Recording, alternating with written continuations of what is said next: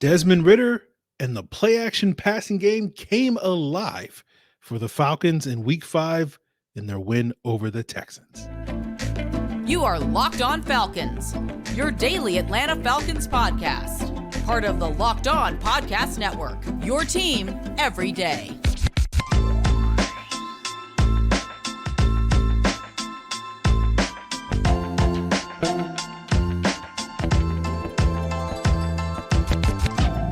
Welcome back, everyone, to another illustrious episode of the Locked On Falcons podcast, your daily Atlanta Falcons podcast, part of Locked On Sports Atlanta, your team every day. And today's episode is brought to you by the Gametime app.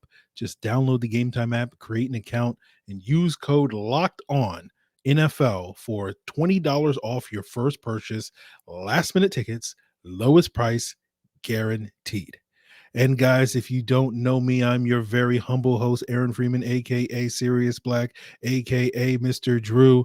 My friends call me Negative Nancy. You can call me Mr. Drew, but you can become my friend by becoming an everydayer of this illustrious podcast, listening, watching as your first listen each and every day. And all you got to do so is subscribe or follow for free on YouTube or wherever you listen to podcasts.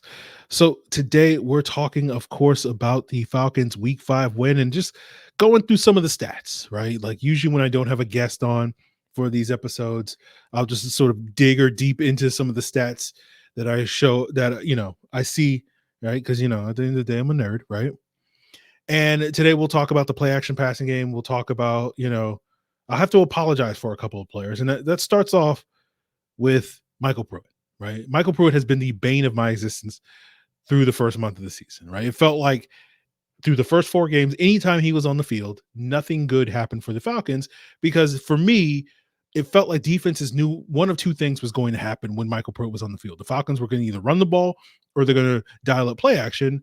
And, while the running game has been good, it hasn't been the dominant unit that we thought it would be going into the season. It's been closer to league average than it has been in terms of being that elite unit that they were for most of last year.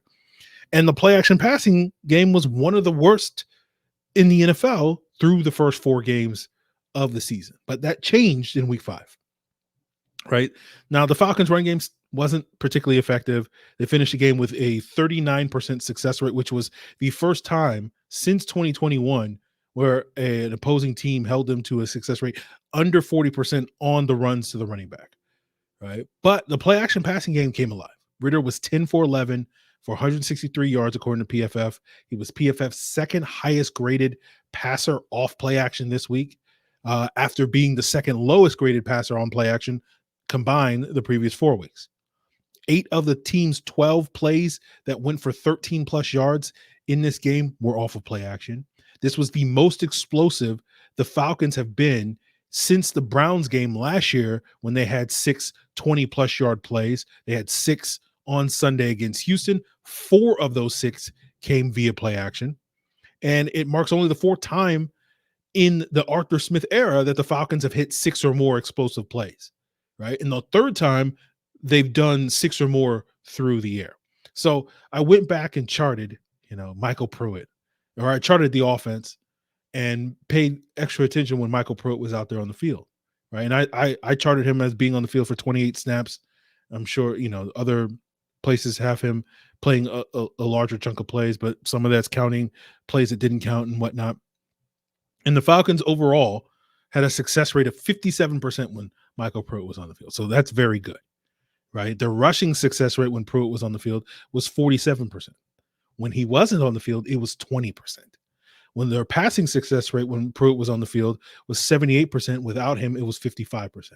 Still a good number, but 78% is very good. All right. So you win this round, MyCole Pruitt. You win this round. But in all seriousness, guys, this passing game in this Houston game, I think, was what Arthur Smith wants it to be. This is what the offense is supposed to be. Spread the ball to your playmakers. Let those guys make plays. A lot of, those explosive plays came after the catch, right? With Jonnu Smith and MyCole Pruitt and others running for big gains after the catch, right? You had 11 different guys. If you count out Tyler Allgeier's 2-point conversion, 11 different guys caught passes in this game. You were able to dial up explosive plays, which we've seen this offense kind of struggle with. They weren't terrible at it, but they weren't consistently able to do so, primarily off of play action. And then when you needed to get an explosive play, not off of play action late in the game, in the fourth quarter, on that final drive, you were able to hit one to Drake London to set up the game-winning field goal. And so this was the type of game that not only this offense needed to have, but especially Desmond Ridder needed to have to quiet some of the noise, right? We spent all week last week talking about what's going on with Desmond Ridder, what's wrong with Desmond Ridder. It's not going to be a conversation this week, right? So now the question is, can he do it again against Washington, right? And then even if he does do it again against Washington, then the question is like, okay, well, Desmond Ridder, you can play well at home, but can you do it on the road? And this is why I sit here and I say, guys, like, you can't get too high off of the wins. You can't get too low off of the losses. And that applies to not only the team, but also the quarterback, right? Last week, we looked at one game, right? I know we talked about that one game a lot because it deserved, to take up a lot of the oxygen in the room, but it was just one game, right? That's why you weren't seeing me go out there and say, oh, we got to replace the quarterback. We got to trade for this guy. We got to bench Desmond Ridder. It was just one game. And this week, even though it was in the opposite direction in terms of positivity, still one game. And next week, one game. And then the week after that, one game, right? And then at the end of the season, we'll be able to look at all these one games, these singular games, put them together and hopefully have 17 games. And then we will be able to make a declaration, a decision, a referendum about the Falcons quarterback, Desmond Ridder. And so you got to be patient, guys. I know you want to get on your phones, you want to get on social media, you want to get on wherever and yell at people, get in the comments. I know some of you are already in the comments yelling at other people for having a slightly different opinion about a football player or football team than you do, right? But just be patient. We'll get there. We'll talk about it, right? So I'm definitely looking forward to watching the film tomorrow, right? That will be what tomorrow's episode is going to be. That all 22 review will go deeper probably into some of the play calling and offensive adjustments that Arthur Smith made, right? One that stood out to me without having to watch the film was it seemed like Kadero Hodge got to start over Mac Hollins. Both he and Scotty Miller had a season high in terms of snaps. So it did seem like the Falcons were, having a deeper rotation at that wide receiver position. And, they continued to dial in on MyCole Pruitt. And, this week it worked. But, I'm watching you, MyCole Pruitt. I'm watching you, okay? You need to keep this thing going because, we ain't going back, all right? So, my guy Parker Hesse, I know he's banged up right now, but, I'm watching you. All right. So, talking about the lineup shift at wide receiver, one lineup shift that happened on Sunday, that potentially is going to matter is going to be the right tackle position. Right. When we signed Storm Norton 2 weeks ago, I was like, hopefully we'll never talk about Storm Norton ever again. Well, guess what? We're going to talk about Storm Norton on today's episode because he had to replace an injured Kaleb McGary. But given that we didn't really talk about Storm Norton in the game, it means that he played well, which is a good sign. So we'll break that down a little bit further as we continue today's Locked On Falcons. So buying tickets to your favorite events shouldn't be stressful. Gametime is the fast and easy way to buy tickets for all the sports, music, comedy, and theater near you. With killer last-minute deals, all-in prices, views from your seat, and their best price guarantee, Gametime takes the guesswork out of buying tickets. Gametime is the only ticketing app that gives you complete peace of mind with your purchase. You can see the view from your seat before you buy so that you know exactly what to expect when you arrive. All-in prices show your total up front so you know that you're getting a great deal without any of those hidden fees. And then you can buy tickets in seconds with just 2 taps. Take the guesswork out of buying tickets with Gametime. Download the Gametime app, create an account, use the code LOCKEDONNFL for $20 off your first purchase. That terms apply. Again, create an account and redeem code LOCKEDONNFL for $20 off. Download Gametime today. Last minute tickets, lowest price guaranteed. So let's talk about Kaleb McGary and the update that we got. He suffered a knee injury early in the third quarter, right? It was on the opening snap of the third quarter for the Falcons, at least. And from what I can tell, he played a couple of snaps. He finished that series. That was the drive that Bijan wound up fumbling on. But then for the rest of the game, Storm Norton came in and filled in at that right tackle position. At his Monday press conference, Arthur Smith said it wasn't anything major with Kaleb McGary. It was going to be something that they'll keep an eye on as the week progresses. So as someone who specializes in Arthur Smith injury report linguistics, reading between the lines, out here with my magnifying glass and all this stuff, doing my deep investigations, trying to figure out what Arthur Smith means by that. It's basically a wait and see game. I think we'll have to get an update on Wednesday, right? And then see where McGary is at the end of the week. So if he's out of practice on Wednesday, my guess is that's not a promising sign that he'll play this Sunday against Washington. If he's limited on Wednesday, that's a better sign. And then we'll just have to sort of see if he makes progress throughout the week, and then he'll be on track to play. He had a similar update for Calais Campbell, who did exit the game on Houston's final drive as well. And since Calais Campbell has been getting frequent rest days during the practice week, up until I think last week was the first week he didn't get one rest day. If he doesn't practice on Wednesday, I wouldn't read too much into that, but it's going to be really maybe that Thursday and Friday practice reports that we'll wait and see with Campbell, especially given that, again, we'll see what the film says, but I thought Campbell probably had his best game this past Sunday against Houston, but we'll see how that goes. Obviously, with the Commanders coming into town, they have some formidable pass rushers. And so, not being fully healthy on your offensive line could present a challenge. Montez Sweat typically is the one that lines up against the right tackle, with Chase Young going against Jake Matthews. We've seen Kaleb McGary shut down Chase Young in the past, but Chase Young is playing well. We'll see what Jake Matthews can do against him. We'll see if Washington switches things up and moves guys. But again, today's episode is all about apologizing. I already apologized to MyCole Pruitt, right? I'm going to apologize for Storm Norton, right? Because I watched him struggle as a starter for the Chargers at right tackle back in 2021. He was one of the worst pass protectors in the league that year.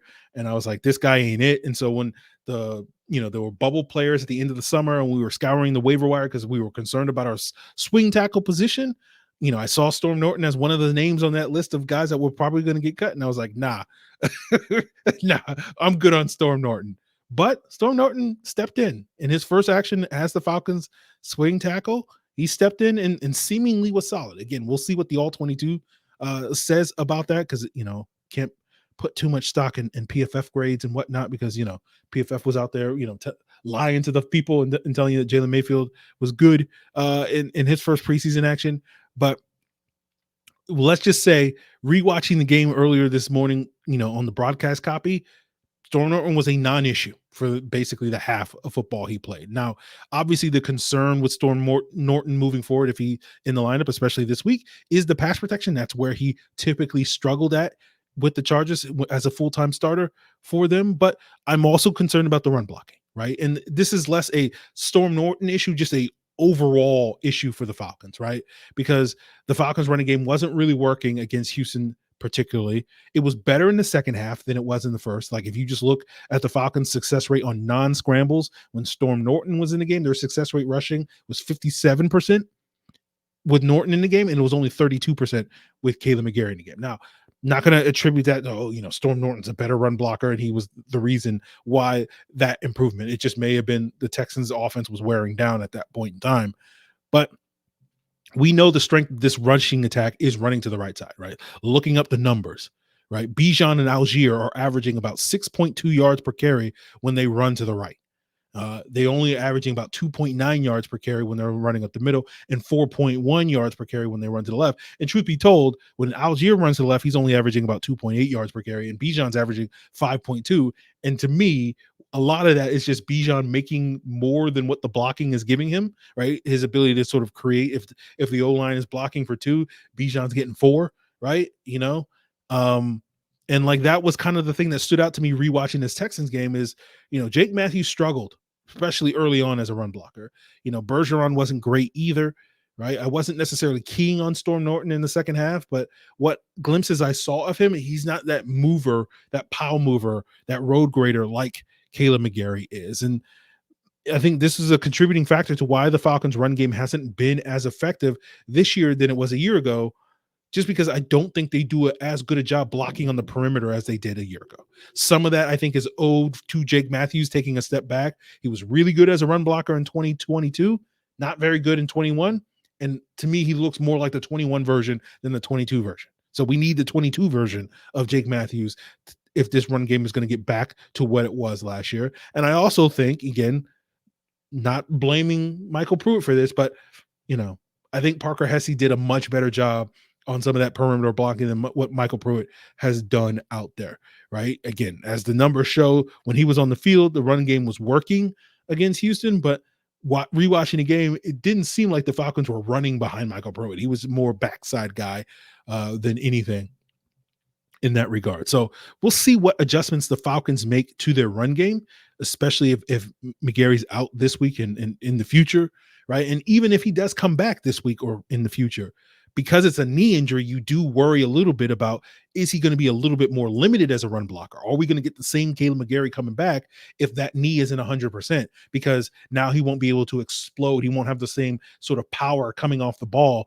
as a run blocker that we've been used to seeing from Kaleb McGary. So that is going to be a concern moving forward. And does that mean that the Falcons run game continues to be ordinary? And so then it's going to be the question of, okay, what adjustments does Arthur Smith make, right? To fix this problem, right? So we will leave that conversation aside and we'll wrap up, looking more at the defense, right?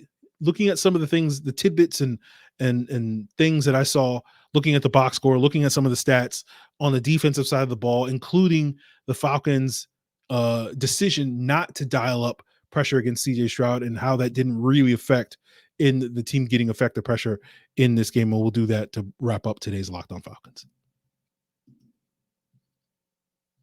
Guys, we are in the thick of the NFL season, and it's a great time to hang out at FanDuel, America's #1 sportsbook, because right now new customers get $200 in bonus bets guaranteed when you place a $5 bet. That's $200 in bonus bets, win or lose. And if you're thinking about joining FanDuel, there's no better time to get in on the action. The app is safe. It's super easy to use. There's a wide range of betting options, including spreads, player props, over-unders, so much more, right? If you want to bet this upcoming week 6 game between the Falcons and Commanders, Falcons are favored by 2.5 points, right? Bijan has fallen behind CJ Stroud as offensive player of the year, right? Stroud's the front runner, but Bijan's odds are still 5-1. So maybe you feel better because going into the season, it was 3-1. So maybe you feel, oh, Bijan's going to have this comeback and make this late push as the season wears on. You can go bet that at FanDuel. All you got to do is visit FanDuel.com/lockedon to kick off the NFL season. FanDuel is an official partner of the NFL. So, guys, before we wrap up, I want to give a special shout out to the everydayers that tune in each and every day. Of course, tomorrow's episode will be that all 22 review and Q&A mailbag. If you guys want to join the subtext, you will get access to the extended all 22 review, where you will get basically, usually 30 plus more minutes of film breakdown in HD, on this breakdown. So that will be a great time. It'll be a great place to submit your questions for that all 22 review and Q&A. There's a link in the description below for the subtext. Of course, you can submit those also via email at lockedonfalcons@mail.com, via the Discord, the link in the description below. I was about to say Twitter, and I was like, you go ahead, submit them on Twitter, but I ain't gonna see them. But anyway, so let's talk about the defense, right? And we'll see what it looks like when I chart it tomorrow. But looking at some of the PFF metrics, they only had the Falcons blitzing CJ Stroud in this Houston game 6 times, which that was surprising how low that number was. I thought the Falcons were going to be a lot more aggressive, dialing up pressure against Stroud in this game. But I'll be curious when I rewatch the film to see if it was similar to what it was against Carolina and Detroit, where the Falcons came out and blitzed a good amount early in those games, and then it wasn't effective. Like Carolina and Detroit was able to pick them apart, and so they kind of dialed back. They made that adjustment mid-game, and we're like, okay, we're not gonna blitz as much. We'll just be content with just rushing 4. So I'll be curious to see if the strategy initially was to go into this game and rush and blitz Stroud or not, but we'll see. it didn't, the lack of blitzes, and this has been a through line throughout the season, right? The Falcons have only really been able to get reliable pressure on the quarterback when they've been blitzing teams. And the fact that they didn't blitz Stroud led to them not being able to get a lot of pressure. If you look at the PFF metrics, and again, we'll see if this holds up to my scrutiny when I watch the film, but they only had Stroud pressured on 14% of his dropbacks, right? That's a very, very, very low number. If you've been listening to this podcast for any amount of time, sort of the benchmark for an acceptable pressure rate is 35%. That's a good number, and anything above that is good. Anything below that, you're getting diminishing returns, and 14, below 25% is very, very bad in general. Right. And it made me go back and look and like, is that the lowest percentage? 14%? Is that the lowest percentage the Falcons have had? And I had to go back. I didn't go through every game, but I do recall there was a couple of games against Tom Brady over the last couple of years where the Falcons just did not pressure Brady. There was a week 5 game that PFF only had the Falcons pressuring Brady on 17% of his dropbacks in last year. Now I charted that as like 30% because, again, I think some of that was Tom Brady getting the ball out quickly, and like some of the reasons why he was getting the ball out so quickly because he had pressure oncoming, but PFF didn't agree with that assessment to chart those as pressures. But there was also, I remember a game in 2021 in week 13 where PFF charted the Falcons at only 10% pressure on Brady, and I charted them at 14%. So very similar to what we saw against Houston. We'll see if that holds up. But, unlike Brady, who gets rid of the ball very quickly, CJ Stroud wasn't getting rid of the ball that quickly, right? His time to throw in this week 5 matchup was over 3 seconds, which is one of the longer time to throws in the league, right? You compare that to Tom Brady, who was his time to throw in those 2 games that we were talking about from the last 2 years, it was like 2.2 seconds. And in fact, less than 2.2, which is, incredible.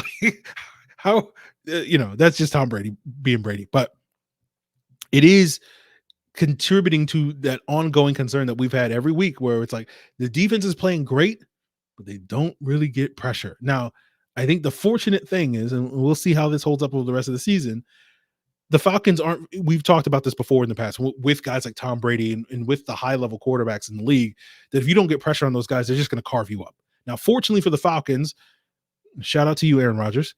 The Falcons don't really have too many elite quarterbacks on their schedule this upcoming season. They have a lot of like middling guys, but they've already kind of played 2 of the better quarterbacks. It was like Aaron Rodgers, it was like Trevor Lawrence, and then it was like kind of like Jared Goff were like the 3 hardest quarterbacks. So they already played 2 of those guys. Aaron Rodgers out the window.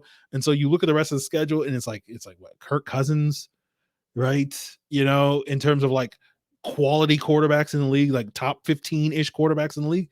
And that's kind of about it. And you can argue based off of the start he had this season, CJ Stroud was one of the better quarterbacks that they were going to face this upcoming season. So hopefully this lack of pressure, isn't going to be a thing that really holds back this defense this season just because of the matchups, because we're not facing, quarterbacks that are going to go out there like Brady did a number of times and throw the ball 40, 45, 50 times and put up 300, 400 yards against this defense because we can't really stop them, right? But it is an issue, right? It is an issue that the Falcons still cannot get, reliable pressure if they're not bringing more than 4 guys. Now, they should have a get-right game this upcoming week against Washington, right? That's one of the things that we'll be paying close attention to, right? Washington has given up a lot of sacks this year, or really Sam Howell has taken a lot of sacks. Is probably the best way to put it, right? Because he's being pressured at a slightly above average rate, but not to like an inordinate amount. He's not Daniel Jones or anything, right? But the thing with Sam Howell is like 32% of all pressures turn into sacks with him, right? That's the highest among NFL starters. That's eclipsing what Baker Mayfield did the last couple of years when he was leading the league in that metric at like 29, 30%, right? So you can get pressure on Sam Howell, it's going to often lead to a sack. He's got the 2nd highest sack rate in the NFL, only behind Daniel Jones. RIP Daniel Jones, kudos to you for lasting 5 weeks playing behind that offensive line. They put a hit out on you. Fortunately, the Falcons, despite all my complaints about the offensive line, they have not been nearly as bad as what the Giants have had. Good luck, Jalen Mayfield. But every team that has played Washington this year has sacked Howell at least 4 times. We've seen Buffalo do it 9 times a couple of weeks ago. So like that's kind of the sweet spot for the Falcons, right? And the thing about Washington, and some of this is owed to situation and some of this is owed to design, but Washington, I think every week they've thrown the ball at least 37 times. So it's not as if they're like being like, this is a problem and let's go away from throwing the football to protect our quarterback. It's more like, oh, Eric Bieniemy is like, look, we're going to throw the football. Now, it'll be curious to see if they go away from that, given that they had so much success running the ball with Brian Robinson against this defense last year. But we'll just sort of have to see. That will be the game within a game in this Washington matchup. So our last little tidbit that was noticeable to me, at just looking at the snap counts, Jalen Hawkins did get 8 snaps in this game. I'm presuming that he played in dime, getting those deep responsibilities we saw last week. It was DeMarco Hellams after a couple of weeks of Jalen Hawkins. Sorry, too many Jalens. But the thing that stood out to me was Nate Landman played every snap in this game as well. Right. Last week, we talked about how the Falcons went away from their Ruby dime defense, that 3-2-6 dime defense. 6 DBs dime. Traditional dime is 4-1-6, right? Where you have 4 down linemen, 1 linebacker. But the Falcons in week 3, I'm sorry, against Detroit played a lot of Ruby, right?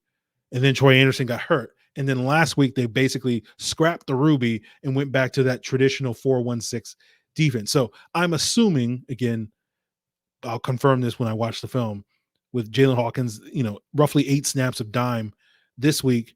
I'm assuming that they went back to the Ruby defense. So that will be something I'll keep an eye on as well. And we'll see how effective that is when I chart the defense on tomorrow. So make sure you stay tuned to that upcoming episode, guys, on tomorrow's episode. Make sure you stay tuned here on Locked On Falcons, or really any Locked On NFL YouTube channel, for the Locked On NFL Kickoff Live each and every Friday, where my guy Jarvis Davis, my girl Tanitra Batiste, as well as Kyle Krabs are coming at you Friday afternoon, 2 p.m. Eastern, across the entire Locked On network. You don't even have to do anything. You're already subscribed to it, because it'll air on Locked On Falcons. It'll air on Locked On Sports Atlanta. It'll air on Locked On NFL. It'll air on Locked On Texans, all the shows, right? And they'll break down each and every upcoming slate of games every Friday.